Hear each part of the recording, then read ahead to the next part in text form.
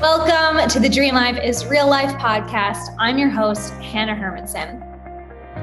I know it might seem cheesy or cliche, but if you've got a sleeping giant inside of you, or you just feel like you're made for more, then there's no coincidence you landed here on the Dream Life is Real Life podcast. Listen, as a girl from small town Wisconsin who decided to go all in to her dream life vision, I know how crazy it can feel to chase after wild ideas. Since leaving my 9-to-5 job in academics back in 2015 to becoming a yoga teacher, a life coach, and now a digital nomad, currently living in Merida, Mexico with my husband and Labradoodle, I know that all the cheesy cliches are true. I've watched a lot of my dream life become my real life right in front of my eyes. Oh, and I've learned a whole lot about sales, business, and marketing along the way, and I want to share all of that with you. So here, you can consider me your friend and mentor. As a certified business coach, success trainer, international speaker, author, and copywriter, I've helped hundreds of coaches and entrepreneurs build, scale, and enjoy their online businesses. So here on the show, you'll find the real people, concrete tactics, and weekly motivation and inspiration to make your dream life your real life. I'm going to let you into the nooks and crannies of these dream lives and dream businesses and offer lots of real talk along the way. Because to be a true leader in whatever you're endeavoring in your life and to create a legacy that you're proud of, you need a tribe lifting you up with you on the journey. And I've made it my mission to be that partner with you. Because after all, we are all in this together. By the way, if you'd like some help improving your business and life, then we just might be able to help. Head on over to dreamlifeisreallife.com to learn more about what we do and how I might be able to personally support you and just continue this conversation in making your dream life your real life. All right, let's get to it. Hey, it is Hannah here, and today I'm hanging out with my new friend, Dorothy Johnson, because getting over your ex has nothing to do with time or taking it day by day. Dorothy teaches her clients how to get over their ex and build a better life, one that you had, that was even better than you had with your ex. And she helps you do this in 3 months or less by addressing the root cause instead of heartbreak symptoms. So she has a simple 4-step process to heal your heart, create closure, and get excited for your future again. And Dorothy, something that I've learned about healing past stuff, whether it was relationships or like an eating disorder for me, is that taking care of those heartbreak symptoms that you might call them, allows you to get present to your potential, your greatness, your potential business ideas, your book idea. And so I'm really excited to talk to you about how you've taken the healing process to open a business, because I think that they're very connected, right? Yes. So exciting. Yes. I love it. So I have to know, were you the girl in 3rd grade who said, I'm going to be a relationship coach when I grow up? Or when did this dream role present itself to you? What's the origin story of your coaching? So yeah, that's so funny to think about 3rd grade me. I'm like, I don't even know what I wanted to do at 3rd grade, but I came out of high school wanting to do marine biology. We were talking about where we live. I moved from Minnesota to the panhandle of Florida to get my marine biology degree. And I quickly changed into psychology, which was a very interesting shift because my dad was a psychologist. And I grew up always telling him, like, I will do anything except for what you do. I hate what you do. I don't like it. I don't want anything to do with what you do. And then I found myself in college courses, and the ones that I was just like super mind consumed with was psychology. I still resisted the therapy, counseling, component of all of that. And so I went into industrial organizational psychology, where I got to do business analytics. And in my mind, I was like helping people love what they do. And it's just like really fascinating now because I use a lot of the principles that I learned in industrial organizational psychology in heartbreak coaching, which doesn't sound relatable, but literally like this morning, we were talking about metrics and creating quantifiable results in the program for my clients. And you have to quantify things that are not typically quantified. And so it's an amazing background to have going into heartbreak coaching. But that's like a whole side note because I just think that's so fascinating. I haven't really thought about that since you asked the question. And then for heartbreak coaching, so obviously, I went through a very traumatic breakup. I went through something that felt really difficult. I oftentimes talk about how losing someone who's still alive is harder than losing someone who's passed away. And obviously, like that's not really the case for everyone, but for me, that was my experience. I had lost someone really close to me to death. And then I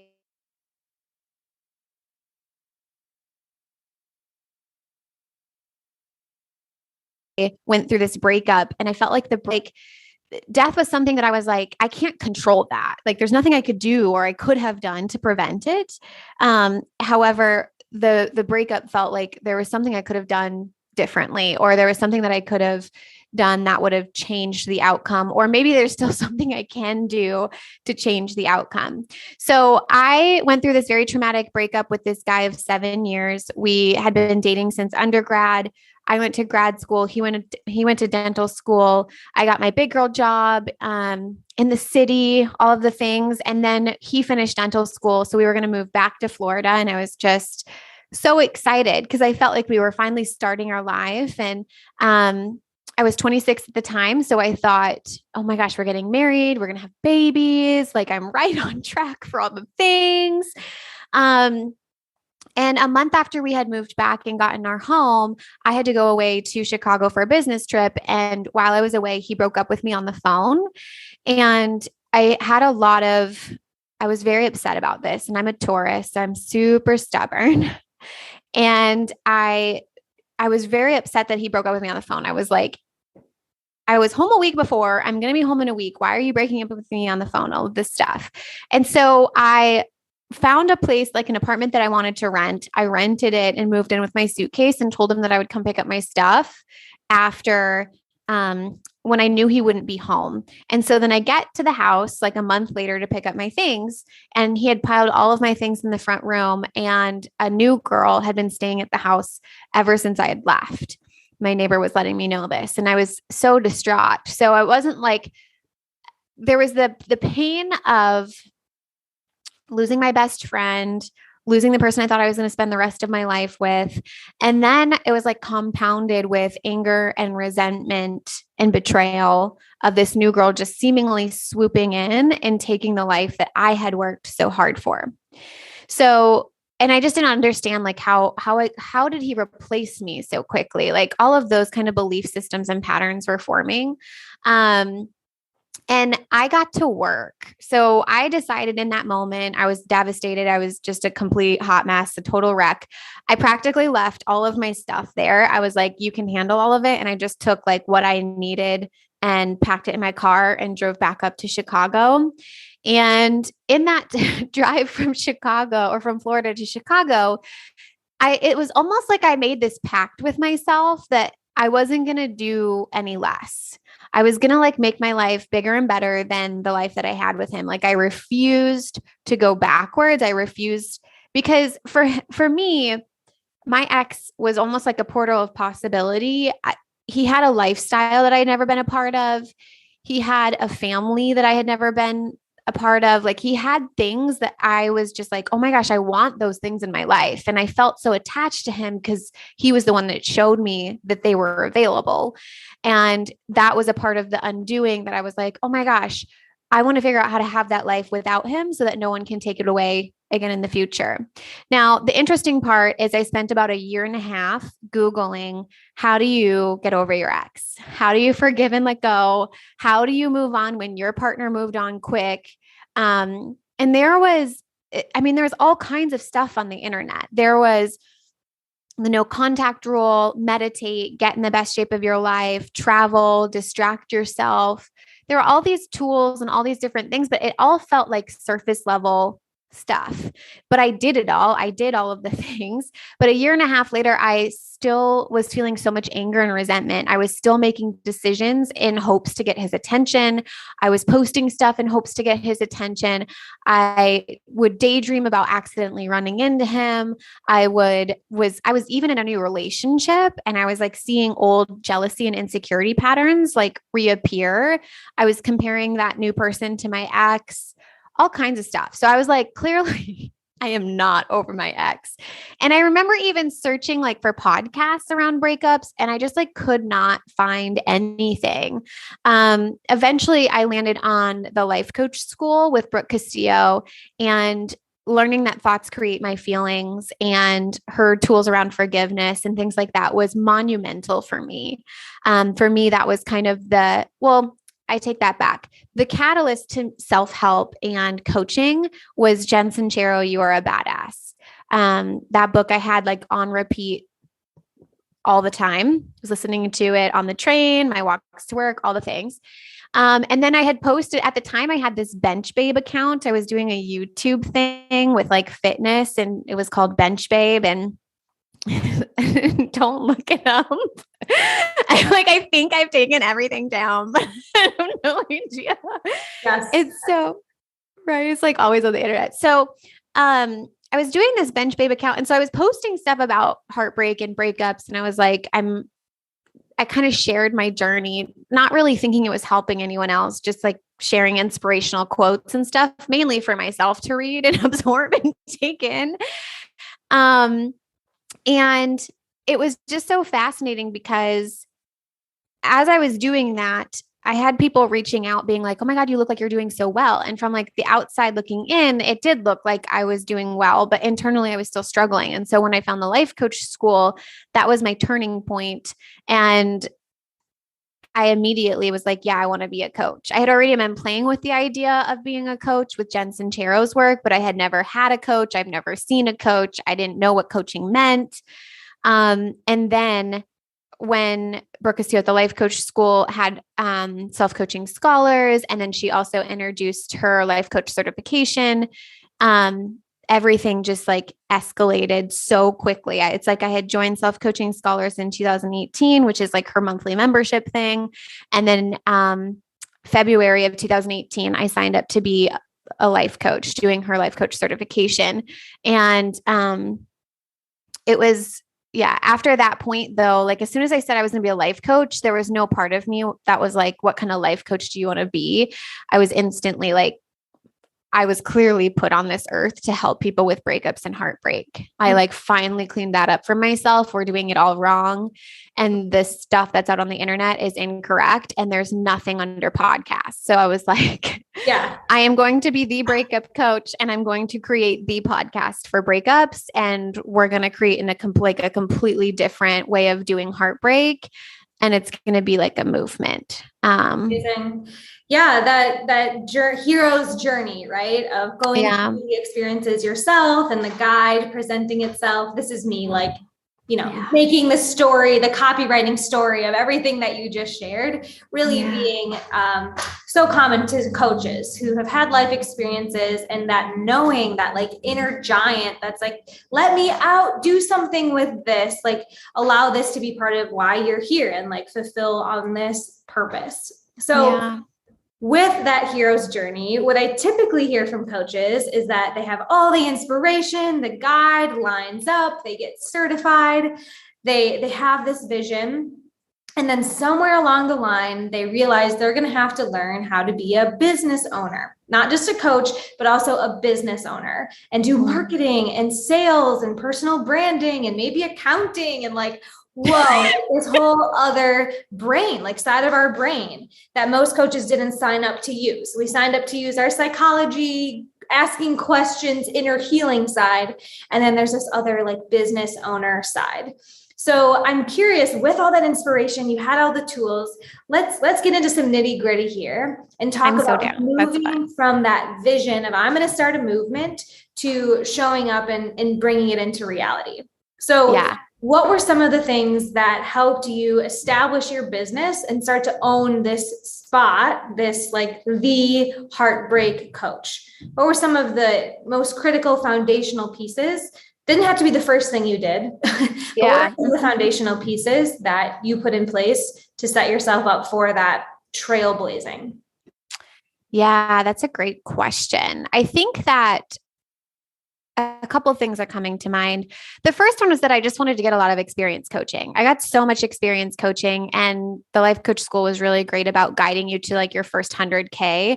I didn't really have my, oh my God, I'm in a business moment until around 200K in revenue. It was like, I felt like I was dropped all of a sudden. I was dropped into this multiple six-figure business that was like, who owns this? Who's running this? I'm like, what happened? How did this happen? And I think in the beginning, it was just getting like so much work around my process and my method and coaching and helping the people. I was getting, and it was like the beginning portion, it was just allowing myself to like throw a lot of things at the wall and see what stuck. When I say I try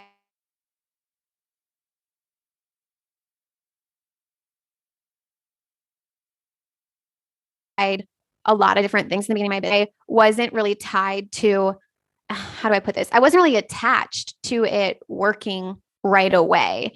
I knew that it was going to be a baby that I would be feeding for a while. And I wasn't like upset about that. And it didn't. Thank you for saying that. Thank you.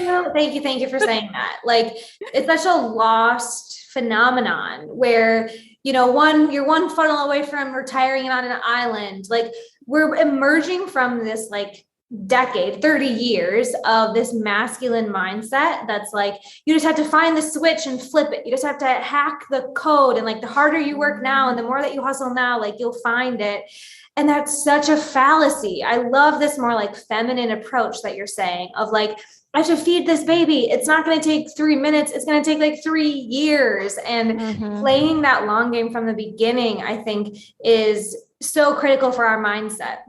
Yeah. And that's not just one bad month or one weird client. Like, let's take this bigger picture, like you said, right? Like, this is your career. This is your baby. This is not a 3-month thing. How can we look at this as a child? I mean, that's a great metaphor, I think, to help put some perspective on this whole business game. Yeah. Right. And then there's so much less attachment to it and like needing it to work, which allows more room for you to play and explore and do what fits. Right. And it's more flowy. And that really helped me in the very beginning. I was down to do anything to make the coaching work. I was like, do I need at the time, because I worked 2 jobs and then I went down to like one other job plus my coaching business. And I worked that until I was like, let go. And then finally I went all in. And even then I was funneling the majority of the money that was being made in my business back into my business. I lived very frugally for the first year of my business. And I wasn't above figuring out how to make it work. I think there's a picture of me. Like, this is like where I started. I saw it the other day and it like made me laugh, but there's a picture of me sitting on the corner of like this beach area thing. And I'm sitting on the corner and I brought my big whiteboard that I use to teach people with. And I said like free breakup advice. And I'm sitting there on the corner giving out free breakup advice. Like, that's what I was doing. I also went to like breakup support groups, and not to like say, hey, I'm a coach, let me help you. But it was like, I'm going to go to the support group and see what they're struggling with. And if they ask me and invite me in for feedback or invite me in to share a perspective, I'm happy to do that. But I just wanted to surround myself with the people who were going through it and do what I could to help as many individuals going through it. And that experience gave me so much information because I knew my journey. But of course, my journey was just only one sliver of the experiences that were happening with breakups. And so the more exposure I got to all the people going through breakups and applying my tools, and then eventually creating a process that to me was like, that's huge. That's what separates you from every other coach in the industry. And luckily, like, I didn't have too much drama about like, oh my God, there's a million weight loss coaches. There's a million fitness coaches. Like there wasn't a million breakup coaches. Like I still don't think there are enough breakup coaches, but I do know that I'm very different than anyone else out there because I created my method from scratch. I created my process in a way where no one else has what I have to bring. And no one else has put so many people through that process. And I think that that is the beauty of it. And so knowing your process and honing your process and always improving your own process is really, really important. I know that's like not necessarily business. But I think this is really, there's so much in here that I want to just like highlight, underscore here. But I think that this is actually radical for coaches who get really focused on the sales and the business side of it. You engrossed yourself on the people side of it, the results, the process. You just went all in and you had high commitment to showing up for those people, but low attachment to how much they paid you or when they enrolled. And the universe loves that. The universe loves when you're really in that service mindset. And I see people, yeah, sales is service. Yeah, you got to do lead gen to save the world. I can play some of that game. But I think that one of the things that helped you scale to multiple six figures so quickly was your intent focus on figuring out the coaching side of things. So many people think it's one or the other, like build my program, then think about marketing. And you do what I always say, it's not sexy. You hit the sidewalk, literally. If you want clients, hit the sidewalk, like get out of your algorithm, get off of your like Canva design and just like go be in community with real people because they will build your program. They will become clients. They will refer you clients. They will help you test things like this. It sounds simple because we like have lived it, but people forget this all the time. And I think it's so important for coaches to hear the like set down sales and marketing for a little bit and get back to the sidewalk where real people are. Yeah. And almost notice that that is the sales and marketing, like helping your people is selling. Like that's what that is. And even when I think about different ways that I did this, but I remember I would think about what were all the things that I was doing when I was going through my breakup. I was over fitnessing, going to the gym all the time, which was one of them. And so then I would go to the gym. I would go to multiple gyms in the area and say, can I do a workshop on breakups for your people? Would they like want something like this? So I'm technically helping the people, but that's also sales and marketing. Because and we just talked about this last week on the podcast, and I want to reiterate is classic market research. When I say market research, people get so weird. Like I'm a marketer, so I get it and I love it. But it's figuring out where your people are hanging out and going to those hubs. Yeah, don't just tell me Instagram. Who do they actually follow? What programs are they actually in? Do they go to the gym? Like it, again, like these things sound so simple, but we overcomplicate it now that we have all these shiny objects on the internet. And I love how you're bringing us back to the basics of find your people, show up with value. You know, the rest, will work itself out. But these are missing pieces for so many coaching businesses. Yeah, so good. So good. And it reminds me too that,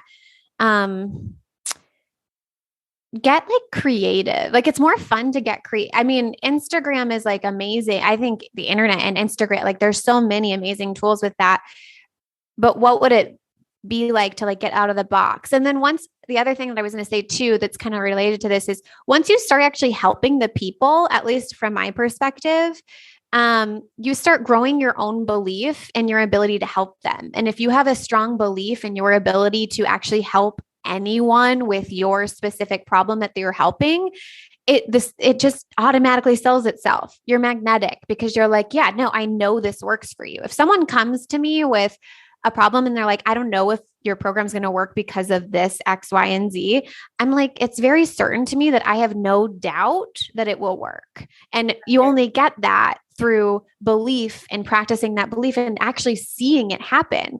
So if you haven't had like proof of concept clients, you haven't tested your methods on clients, it's like, it's hard to sell and market yourself from that position. It's not impossible, and you're going to have to do it for your first, 5, 10. But it's like, once you get that experience, then it builds your belief and it makes it easier and more fun to sell. Yeah. So much more fun selling something you really believe in. Believe it, and is going to change their lives, and it isn't about you and you paying rent or whatever those things are that can really hold coaches back, but that place of service. And this reminds me, just like a quick note, that when people go to price things like this, how much should my program be? And it's like, what do you believe? What can you confidently stand behind? Like, this is another like bro marketing thing where it's like, it's $3,000, it's $5,000. We just like make up numbers and say like, just flex your muscle to get there. Just like muscle your mind to believe in this being worth $10,000. But if you're out of integrity in that, like permission to do what Dorothy's talking about here and line up with confidence and really feel 100% sure that whatever you invest here is a no-brainer. I know this process. I know the results, because that's selling in integrity and just works a whole lot better for people listening. Yeah. It's like making sure that every single person who works with you gets the result they came for. And it's not, go ahead. I want to take it somewhere, but finish that thought. Yeah. I was just saying, because I think that that's what really helped me in the beginning, was recognizing like every person, I'm just building my belief that every person who works with me gets what they came for. And you do that as you're selling to someone, you're talking about that, but you're also delivering that. Like you actually deliver that. If someone comes to me and they work with me, they get exactly what they wanted from it. And you do everything in your power to make sure of that. Does that make sense? Totally. So having confidence in your process and knowing you get clients' results sounds like it makes your sales process a lot more easeful. You don't feel like you're pressuring or convincing anyone. Right. Tell us about a couple other things that you do in your marketing or in your business or in your approach that makes sales easeful. What are some of the things that you feel like, oh, this makes it a no-brainer? People are showing up ready to invest. Yeah, these are all things that I've like learned from other coaches. So I don't know if you know Stacey Bayman. Stacey Bayman taught me one thing once when I was in her 200K mastermind that like really blew my mind about speaking to your ideal client. So making sure that you're speaking to and talking to your ideal clients, because I think sometimes when we're in the coaching realm, we're taught to like coach on objections. And that's a whole skill set to like learn as well. I feel like it's kind of crazy because I haven't done face-to-face selling in a long time. And last week I did like a 5-day training, which I haven't done since a year ago. And I got to coach on an objection.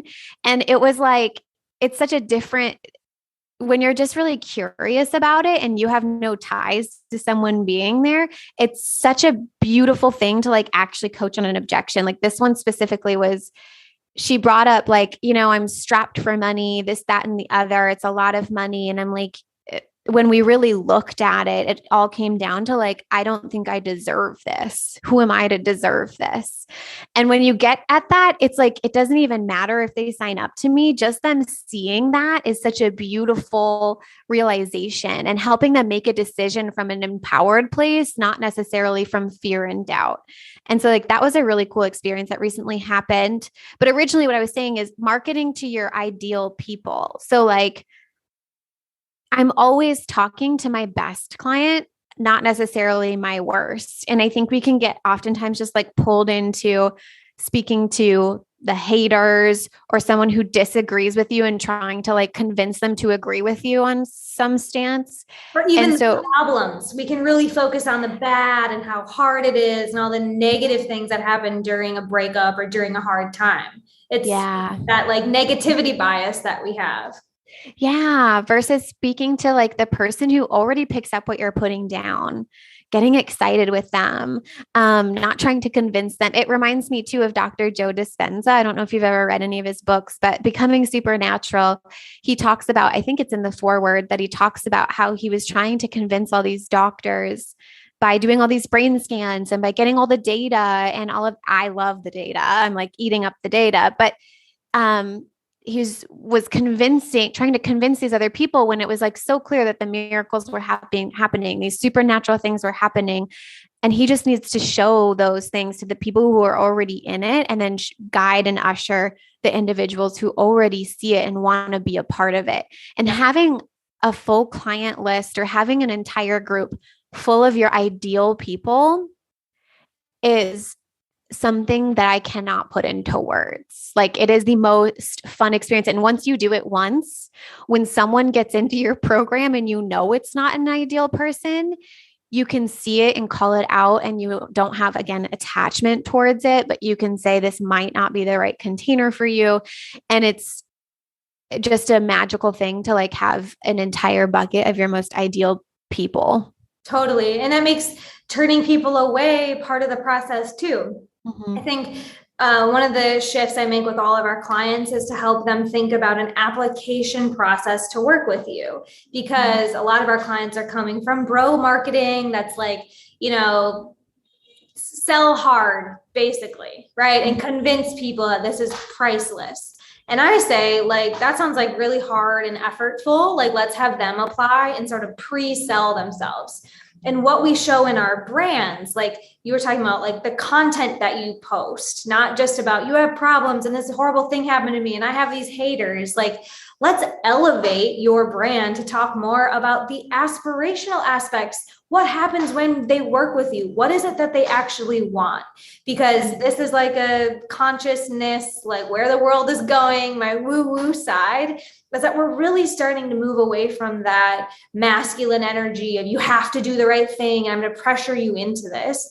And we're starting to look for more places of self-expression and freedom and human connection. And so these approaches to marketing, aspirational, calling people in, letting them make their decision. I might not be for you, but if you are, I'm here and I'm really confident that I am the solution for you.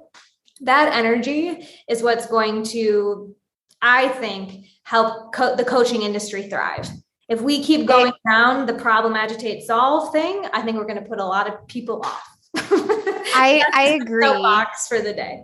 Yeah, no, I agree with that. I'm very much loving that. I got into human design about a year ago. And so that has been I was into inner voice. So doing inner voice work with Jess Lively and all of that. And then human design kind of took over about a year ago for me in my realm, and mixing human design and inner voice for just me personally. And then also inside of my programs.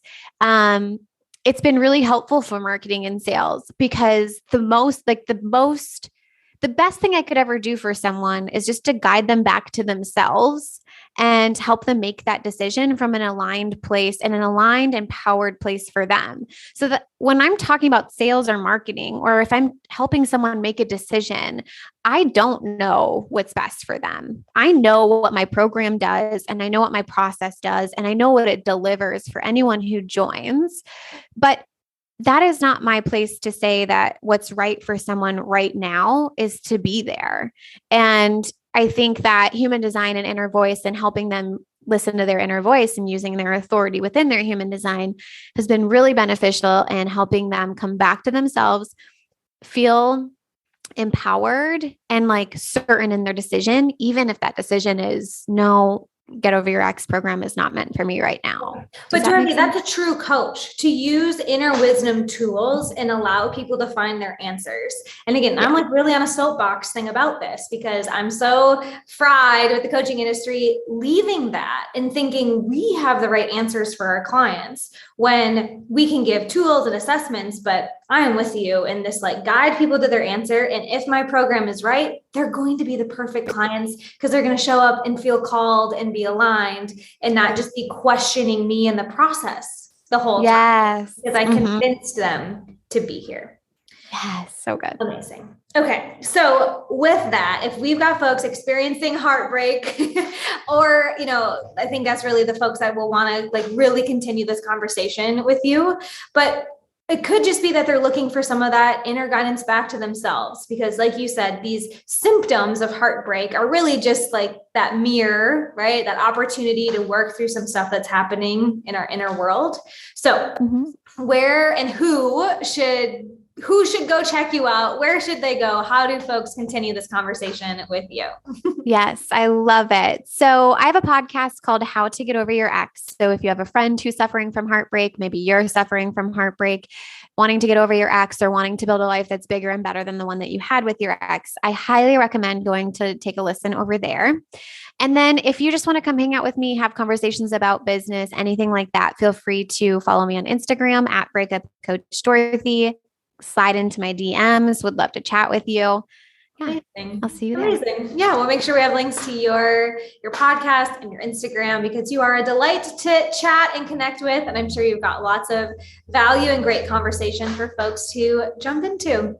Thank you. So thanks for being here, Dorothy. Listeners, I'll be back next week with another inspiring guest that will help you make your dream life and business and relationships your real life.